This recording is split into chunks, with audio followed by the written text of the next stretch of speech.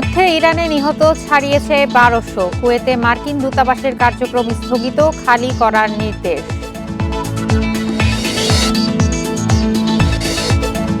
মধ্যপ্রাচ্যে সংঘাত দীর্ঘমেয়াদী হওয়ার শঙ্কা, বাংলাদেশকে কৌশলী ও সতর্ক থাকার পরামর্শ বিশ্লেষকদের।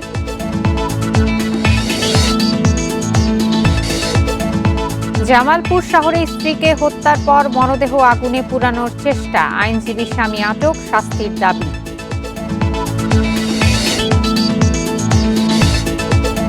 এবার ঈদে ছুটি ৭ দিন, চাঁদাবাজির সুযোগ নেই বললেন মন্ত্রী, অতিরিক্ত ভাড়ায় রুট পারমিট বাতিল।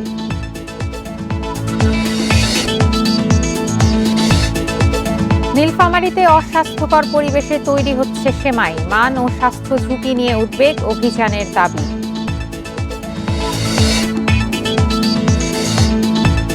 বরিশালে মোকামে মিলছে না নদীর মাছ, বাজার দখলে চাষের মাছ, ক্রেতার নাগালের বাইরে ইলিশ।